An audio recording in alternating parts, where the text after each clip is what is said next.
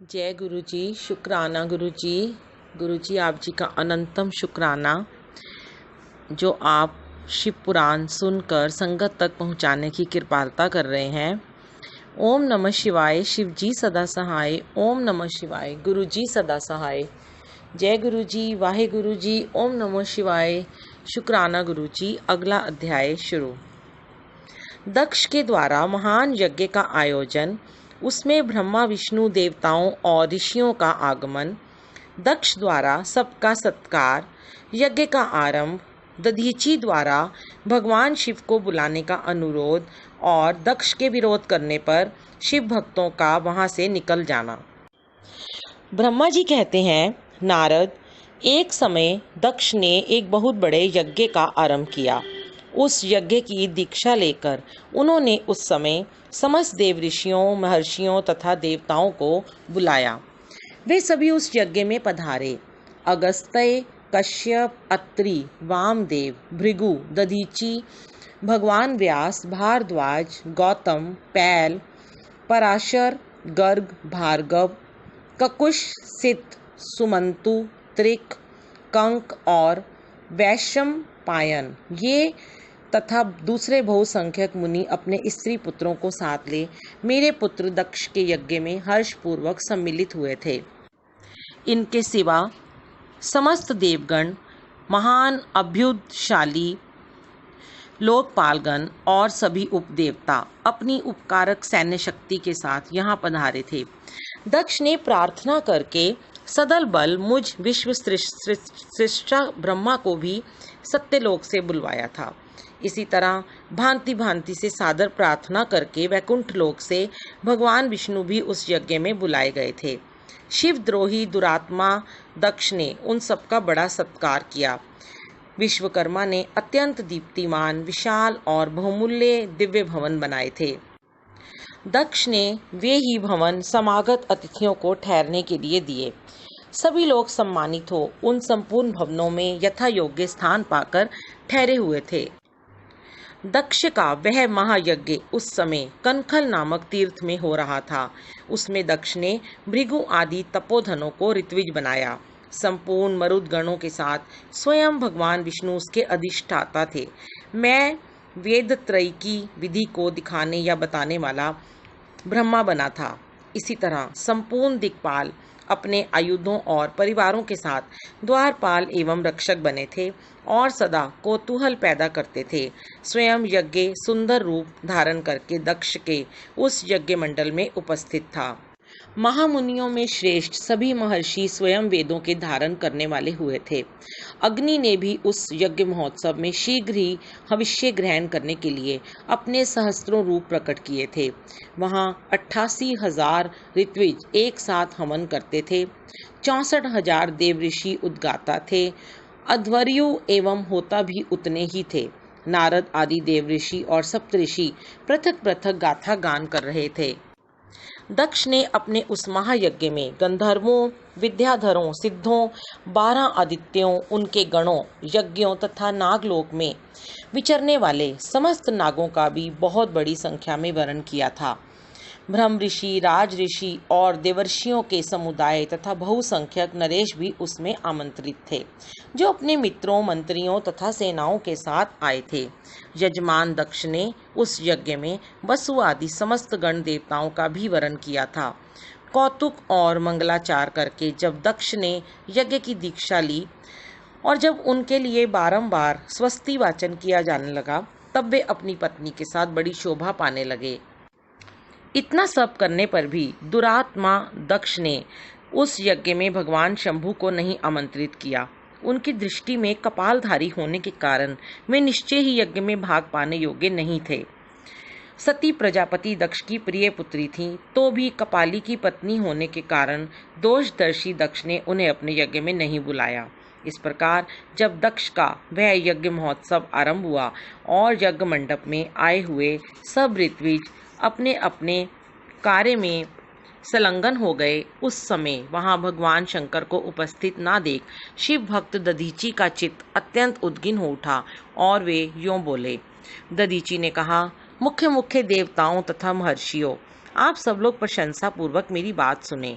इस यज्ञ महोत्सव में भगवान शंकर नहीं आए हैं, इसका क्या कारण है? यद्यपि ये देवेश्वर, बड़े बड़े मुनि और लोकपाल यहाँ पधारे हैं, तथापि उन महात्मा पिनाक पाणी शंकर के बिना यह यज्ञ अधिक शोभा नहीं पा रहा है। बड़े बड़े विद्वान कहते हैं कि मंगलमय भगवान शिव की कृपा दृष्टि से ही समस्त मंगल कार्य संपन्न होते हैं। जिनका ऐसा प्रभाव है वे पुराण पुरुष वृषभ ध्वज परमेश्वर श्री नीलकंठ यहाँ क्यों नहीं दिखाई दे रहे हैं? दक्ष, जिनके संपर्क में आने पर अथवा जिनके स्वीकार कर लेने पर अमंगल भी मंगल हो जाते हैं, तथा जिनके 15 नेत्रों से देखे जाने पर बड़े बड़े नगर तत्काल मंगलमय हो जाते हैं, उनका इस यज्ञ में पर्दापण होना अत्यंत आवश्यक है। इसलिए तुम्हें स्वयं ही परमेश्वर शिव को यहाँ शीघ्र बुलाना चाहिए, अथवा ब्रह्मा, प्रभावशाली भगवान विष्णु, देवराज इंद्र, लोकपाल गणों, ब्राह्मणों और सिद्धों की सहायता से सर्वथा प्रयत्न करके इस समय यज्ञ की पूर्ति के लिए तुम्हें भगवान शंकर को यहाँ ले आना चाहिए। आप सब लोग उस स्थान पर जाएं जहाँ महेश्वर देव विराजमान हैं। वहाँ से दक्ष नंदिनी सती के साथ भगवान शंभु को यहाँ तुरंत ले आएं। देवेश्वरों, जगदम्बा सहित वे परमात्मा शिव यदि यहाँ आ गए तो उनसे सब कुछ पवित्र हो जाएगा। उनके स्मरण से, उनके नाम लेने से सारा कार्य पुण्यमय बन जाता है। अतः पूर्ण प्रयत्न करके भगवान वृषभ ध्वज को यहाँ ले आना चाहिए। भगवान शंकर के यहाँ पर्दापण करते ही यह यज्ञ पवित्र हो जाएगा, अन्यथा ये पूरा नहीं हो सकेगा, ये मैं सत्य कहता हूँ। दधीची का यह वचन सुनकर दुष्ट बुद्धि वाले मूढ़ दक्ष ने हंसते हुए से रोषपूर्वक कहा, भगवान विष्णु संपूर्ण देवताओं के मूल हैं, जिनमें सनातन धर्म प्रतिष्ठित है। जब इनको मैंने सादर बुला लिया है, तब इस यज्ञ कर्म में क्या कमी हो सकती है? जिनमें वेद, यज्ञ और नाना प्रकार के समस्त कर्म प्रतिष्ठित हैं, वे भगवान विष्णु तो यहाँ आ ही गए हैं। इनके सिवा सत्यलोक से लोक पितामह ब्रह्मा वेदों, उपनिषदों और विविध आगमों के साथ यहाँ पधारे हैं। देवगणों के साथ स्वयं देवराज इंद्र का भी शुभ आगमन हुआ है, तथा आप जैसे निष्पाप महर्षि भी यहाँ आ गए हैं। जो महर्षि यज्ञ में सम्मिलित होने के योग्य, शांत और सुपात्र हैं, वेद और वेदार्थ के तत्व को जानने वाले हैं और दृढ़ता पूर्वक व्रत का पालन करते हैं, वे सब और स्वयं आप भी जब यहाँ पर्दापण कर चुके हैं, तब हमें यहाँ रुद्र से क्या प्रयोजन है? विप्रवर, मैंने ब्रह्मा जी के कहने से ही अपनी कन्या रुद्र को ब्याह दी थी। वैसे मैं जानता हूँ हर कुलीन नहीं है, उनके न माता है न पिता, वे भूतों, प्रेतों और पिशाचों के स्वामी हैं, अकेले रहते हैं। उनका अतिक्रमण करना दूसरों के लिए अत्यंत कठिन है। वे आत्म प्रशंसक, मूढ़, जड़, मौनी और ईर्ष्यालु हैं। इस यज्ञ कर्म में बुलाए जाने योग्य नहीं हैं, इसलिए मैंने उनको यहाँ नहीं बुलाया है। अतः दधीची जी, आपको फिर कभी ऐसी बात नहीं कहनी चाहिए। मेरी प्रार्थना है कि आप सब लोग मिलकर मेरे इस महान यज्ञ को सफल बनाएं। दक्ष की ये बात सुनकर दधीची ने समस्त देवताओं और मुनियों के सुनते हुए यह सार गर्भित बात कही। दधीची बोले, दक्ष, उन भगवान शिव के बिना ये महान यज्ञ अयज्ञ हो गया। अब यह यज्ञ कहलाने योग्य ही नहीं रह गया। विशेषतः इस यज्ञ में तुम्हारा विनाश हो जाएगा। ऐसा कहकर दधीची दक्ष की यज्ञशाला से अकेले ही निकल पड़े और तुरंत अपने आश्रय को चल दिए। तदनंतर जो मुख्य शिव भक्त तथा शिव के मत का अनुसरण करने वाले थे, वे भी दक्ष को वैसा ही शाप देकर तुरंत वहां से निकले और अपने आश्रमों को चले गए। मुनिवर दधीची तथा दूसरे ऋषियों के उस यज्ञ मंडप से निकल जाने पर दुष्ट बुद्धि शिव द्रोही दक्ष ने उन मुनियों का उपहास करते हुए कहा। दक्ष बोले, जिन्हें शिव ही प्रिय हैं, वे नाम मात्र के ब्राह्मण दधीची चले गए। उन्हीं के समान जो दूसरे थे, वे भी मेरी यज्ञशाला से निकल गए। यह बड़ी शुभ बात हुई। मुझे सदा यही अभीष्ट है। देवेश, देवताओं और मुनियों, मैं सत्य कहता हूँ, जिनके चित्त की विचार शक्ति नष्ट हो गई है, जो मंद बुद्धि हैं और मिथ्यावाद में लगे हैं, ऐसे वेद बहिष्कृत दुराचारी लोगों को यज्ञ कर्म में त्याग ही देना चाहिए। विष्णु आदि आप सब देवता और ब्राह्मण वेदवादी हैं, अतः मेरे इस यज्ञ को शीघ्र ही सफल बनाएं। ब्रह्मा जी कहते हैं, दक्ष की ये बात सुनकर शिव की माया से मोहित हुए समस्त देव ऋषि उस यज्ञ में देवताओं का पूजन और हवन करने लगे। मुनीश्वर नारद, इस प्रकार उस यज्ञ को जो शाप मिला उसका वर्णन किया गया। अब यज्ञ के विध्वंस की घटना को बताया जाता है, आदर पूर्वक सुनो। दक्ष यज्ञ का समाचार पा सती का शिव से वहां चलने के लिए अनुरोध। दक्ष के शिवद्रोह को जानकर भगवान शिव की आज्ञा से देवी सती का पिता के यज्ञ मंडप की ओर शिवगणों के साथ प्रस्थान। ब्रह्मा जी कहते हैं, नारद, जब देव ऋषि गण बड़े उत्साह और हर्ष के साथ दक्ष के यज्ञ में जा रहे थे, उसी समय दक्ष कन्या देवी सती गंधमादन पर्वत पर चंदोवे से युक्त धारा गृह में सखियों से घिरी हुई भांति भांति की उत्तम क्रीड़ाएं कर रही थी। प्रसन्नता पूर्वक क्रीड़ा में लगी हुई देवी सती ने उस समय रोहिणी के साथ दक्ष यज्ञ में जाते हुए चंद्रमा को देखा। देखकर वे अपनी हितकारिणी प्राण प्यारी श्रेष्ठ सखी विजया से बोली, मेरी सखियों में श्रेष्ठ प्राण प्रिय विजय, जल्दी जाकर पूछ तो आ, ये चंद्रदेव रोहिणी के साथ कहाँ जा रहे हैं। सती के इस प्रकार आज्ञा देने पर विजया तुरंत उनके पास गई और उसने यथोचित शिष्टाचार के साथ पूछा, चंद्रदेव आप कहाँ जा रहे हैं। विजया का ये प्रश्न सुनकर चंद्रदेव ने अपनी यात्रा का उद्देश्य आदरपूर्वक बताया। दक्ष के यहाँ होने वाले यज्ञोत्सव आदि का सारा वृतांत कहा। वह सब सुनकर विजया बड़ी उतावली के साथ देवी के पास आई और चंद्रमा ने जो कुछ कहा था वह सब उसने कह सुनाया। उसे सुनकर कालिका सती देवी को बड़ा विस्मय हुआ। अपने यहाँ सूचना ना मिलने का क्या कारण है, यह बहुत सोचने विचारने पर भी उनकी समझ में नहीं आया। तब उन्होंने पार्षदों से घिरे अपने स्वामी भगवान शिव के पास आकर भगवान शंकर से पूछा। सती बोली, प्रभो, मैंने सुना है कि मेरे पिताजी के यहाँ कोई बहुत बड़ा यज्ञ हो रहा है, उसमें बहुत बड़ा उत्सव होगा, उसमें सब देवर्षि एकत्र हो रहे हैं। देव देवेश्वर, पिताजी के उस महान यज्ञ में चलने की रुचि आपको क्यों नहीं हो रही है? इस विषय में जो बात है वह सब बताइए। महादेव, सुहृदों का यह धर्म है कि वे सुहृदों के साथ मिले जुलें। यह मिलन उनके महान प्रेम को बढ़ाने वाला होता है। अतः प्रभु मेरे स्वामी, आप मेरी प्रार्थना मानकर सर्वथा प्रयत्न करके मेरे साथ पिताजी की यज्ञशाला में आज ही चलिए। सती की ये बात सुनकर भगवान महेश्वर देव, जिनका हृदय दक्ष के वाग्बाणों से घायल हो चुका था, मधुर वाणी में बोले, देवी, तुम्हारे पिता दक्ष मेरे विशेष द्रोही हो गए हैं। जो प्रमुख देवता और ऋषि अभिमानी, मूढ़ और ज्ञान शून्य हैं, वे ही सब तुम्हारे पिता के यज्ञ में गए हैं। जो लोग बिना बुलाए दूसरों के घर जाते हैं, वे वहाँ अनादर पाते हैं, जो मृत्यु से भी बढ़कर कष्टदायक है। अतः प्रिय, तुमको और मुझको तो विशेष रूप से दक्ष के यज्ञ में नहीं जाना चाहिए, क्योंकि वहाँ हमें बुलाया नहीं गया है। ये मैंने सच्ची बात कही है। महात्मा महेश्वर के ऐसा कहने पर सती रोषपूर्वक बोली, शंभो, आप सबके ईश्वर हैं, जिनके जाने से यज्ञ सफल होता है। उन्हीं आपको मेरे दुष्ट पिता ने इस समय आमंत्रित नहीं किया है। प्रभो, इस दुरात्मा का अभिप्राय क्या है, वह सब मैं जानना चाहती हूँ।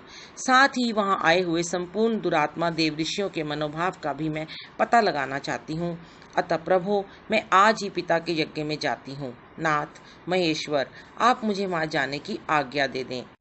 देवी सती के ऐसा कहने पर सर्वज्ञ, सर्वदृष्टा, सृष्टिकर्ता एवं कल्याण स्वरूप साक्षात भगवान रुद्र उनसे इस प्रकार बोले। शिव ने कहा, उत्तम व्रत का पालन करने वाली देवी, यदि इस प्रकार तुम्हारी रुचि वहाँ अवश्य जाने के लिए हो गई है, तो मेरी आज्ञा से तुम शीघ्र अपने पिता के यज्ञ में जाओ। यह नंदी वृषभ सुसज्जित है। तुम एक महारानी के अनुरूप राज उपचार साथ ले सादर इस पर सवार हो बहुसंख्यक प्रमथ गणों के साथ यात्रा करो। प्रिय, इस विभूषित वृषभ पर आरूढ़ हो। रुद्र के इस प्रकार आदेश देने पर सुंदर आभूषणों से अलंकृत सती देवी सब साधनों से युक्त हो पिता के घर की ओर चली। परमात्मा शिव ने उन्हें सुंदर वस्त्र, आभूषण तथा परम उज्ज्वल छत्र, चामर आदि महाराजोचित उपचार दिए। भगवान शिव की आज्ञा से 60,000 रुद्रगण बड़ी प्रसन्नता और महान उत्साह के साथ कौतूहल पूर्वक सती के साथ गए। उस समय वहां यज्ञ के लिए यात्रा करते समय सब और महान उत्सव होने लगा। महादेव जी के गणों ने शिव प्रिया सती के लिए बड़ा भारी उत्सव रचाया। वे सभी गण कौतूहलपूर्ण कार्य करने तथा सती और शिव के यश को गान करने लगे। शिव के प्रिय और महान वीर प्रमथगण प्रसन्नता पूर्वक उछलते कूदते चल रहे थे। जगदम्बा की यात्रा काल में सब प्रकार से बड़ी भारी शोभा हो रही थी।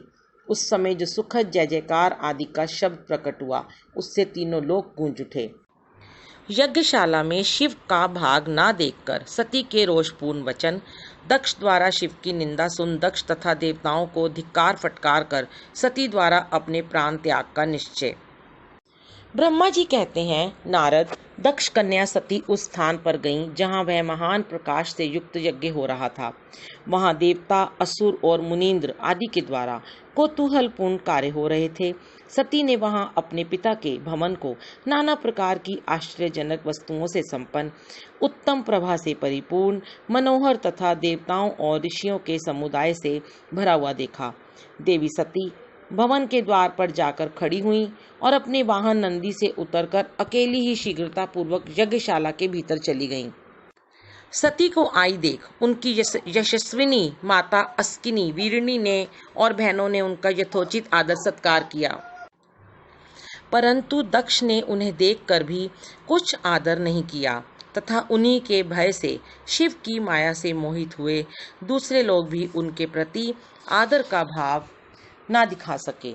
मुने सब लोगों के द्वारा तिरस्कार प्राप्त होने से सती देवी को बड़ा विस्मय हुआ, तो भी उन्होंने अपने माता पिता के चरणों में मस्तक झुकाया।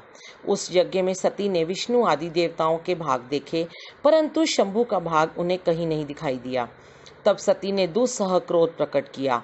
वे अपमानित होने पर भी रोष से भरकर सब लोगों की ओर क्रूर दृष्टि से देखती और दक्ष को जलाती हुई सी बोली। सती ने कहा, प्रजापते, आपने परम मंगलकारी भगवान शिव को इस यज्ञ में क्यों नहीं बुलाया, जिनके द्वारा यह संपूर्ण चराचर जगत पवित्र होता है, जो स्वयं ही यज्ञवेताओं में श्रेष्ठ, यज्ञ के अंग, यज्ञ की दक्षिणा और यज्ञकर्ता यजमान है।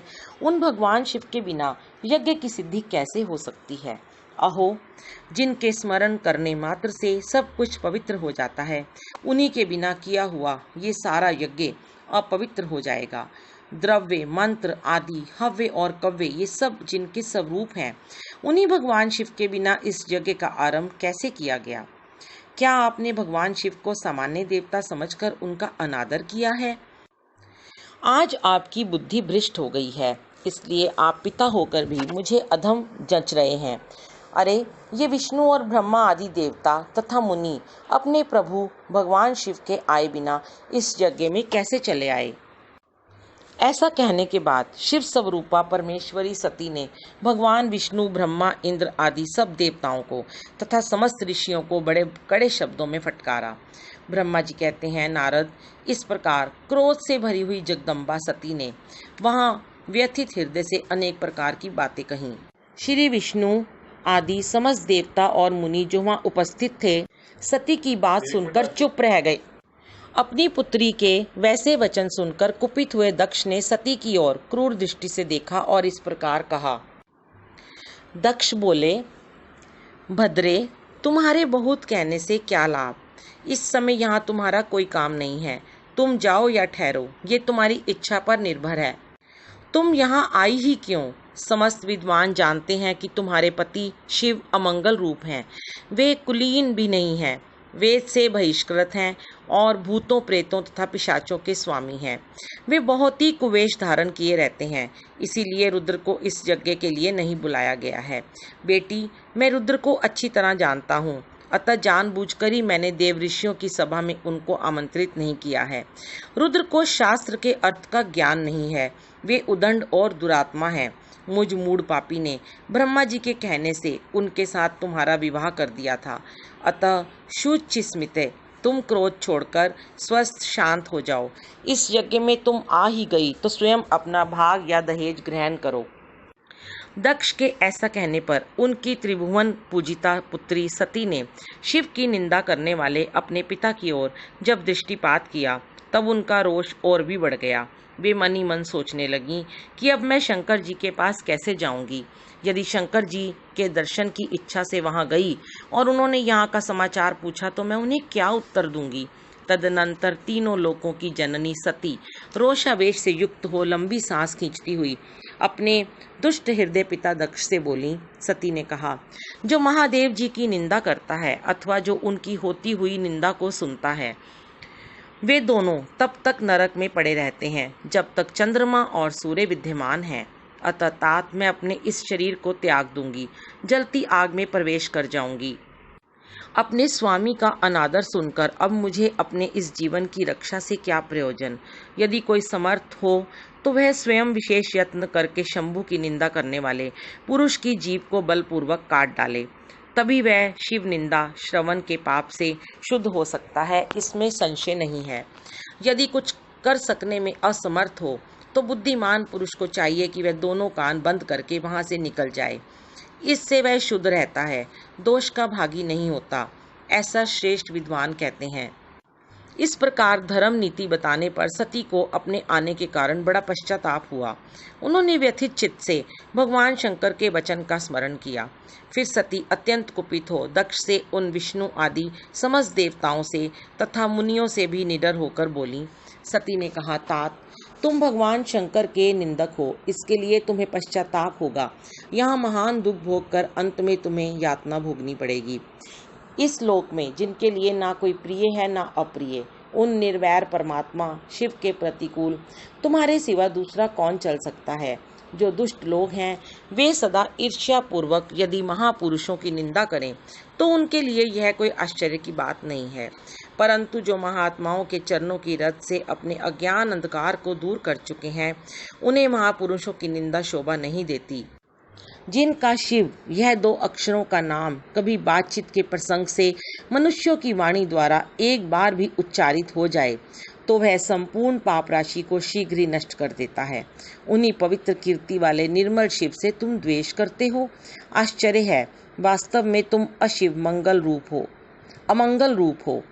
महापुरुषों के मन रूपी मधुकर ब्रह्मानंदमय रस का पान करने की इच्छा से जिनके सर्वार्थदायक चरण कमलों का निरंतर सेवन किया करते हैं, उन्हीं से तुम मूर्खतावश द्रोह करते हो। जिन्हें तुम नाम से शिव और काम से अशिव बताते हो, उन्हें क्या तुम्हारे सिवा दूसरे विद्वान नहीं जानते। ब्रह्मा आदि देवता, सनक आदि मुनि तथा अन्य ज्ञानी क्या उनके स्वरूप को नहीं समझते। उदार बुद्धि भगवान शिव जटा फैलाए, कपाल धारण किए, शमशान में भूतों के साथ प्रसन्नता पूर्वक रहते तथा भस्म एवं नरमुंडों की माला धारण करते हैं। इस बात को जानकर भी जो मुनि और देवता उनके चरणों से गिरे हुए निर्माल्य को बड़े आदर के साथ अपने मस्तक पर चढ़ाते हैं, इसका क्या कारण है। यही कि वे भगवान शिव ही साक्षात परमेश्वर हैं। प्रवृत्ति यज्ञ याग आदि और निवृत्ति शम दम आदि दो प्रकार के कर्म बताए गए हैं। मनीषी पुरुषों को उनका विचार करना चाहिए। वेद में विवेचन पूर्वक उनके रागी और विरागी दो प्रकार के अलग अलग अधिकारी बताए गए हैं। परस्पर विरोधी होने के कारण उक्त दोनों प्रकार के कर्मों का एक साथ एक ही कर्ता के द्वारा आचरण नहीं किया जा सकता। भगवान शंकर तो पर ब्रह्मा परमात्मा हैं, उनमें इन दोनों ही प्रकार के कर्मों का प्रवेश नहीं है। उन्हें कोई कर्म प्राप्त नहीं होता, उन्हें किसी भी प्रकार के कर्म करने की आवश्यकता नहीं है। पिताजी, हमारा ऐश्वर्य अव्यक्त है, उसका कोई लक्षण व्यक्त नहीं है। सदा आत्मज्ञानी महापुरुष ही उसका सेवन करते हैं। तुम्हारे पास वह ऐश्वर्य नहीं है। यज्ञशालाओं में रहकर वहाँ के अन्न से तृप्त होने वाले कर्मठ लोगों को जो भोग प्राप्त होता है, उससे वह ऐश्वर्य बहुत दूर है। जो महापुरुषों की निंदा करने वाला और दुष्ट है, उसके जन्म को धिक्कार है। विद्वान पुरुष को चाहिए कि उसके संबंध को विशेष रूप से प्रयत्न करके त्याग दें। जिस समय भगवान शिव तुम्हारे साथ मेरा संबंध दिखलाते हुए मुझे दाक्षायणी कहकर पुकारेंगे, उस समय मेरा मन सहसा अत्यंत दुखी हो जाएगा।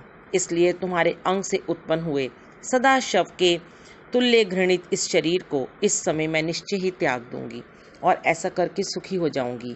हे देवताओं और मुनियों, तुम सब लोग मेरी बात सुनो। तुम्हारे हृदय में दुष्टता आ गई है। तुम लोगों का यह कर्म सर्वथा अनुचित है। तुम सब लोग मूढ़ हो, क्योंकि शिव की निंदा और कलह तुम्हें प्रिय है। अतः भगवान हर से तुम्हें इस कुकर्म का निश्चय ही पूरा पूरा दंड मिलेगा। ब्रह्मा जी कहते हैं, नारद, उस यज्ञ में दक्ष तथा देवताओं से ऐसा कहकर सती देवी चुप हो गईं और मन ही मन अपने प्राण वल्लभ शंभु का स्मरण करने लगीं। जय गुरु जी, शुक्राना गुरु जी। ये अध्याय समाप्त हुआ। जय गुरु जी। जय गुरु जी, शुक्राना गुरु जी। गुरु जी, आप जी का अनंतम शुक्राना जो आप शिव पुराण सुनकर संगत तक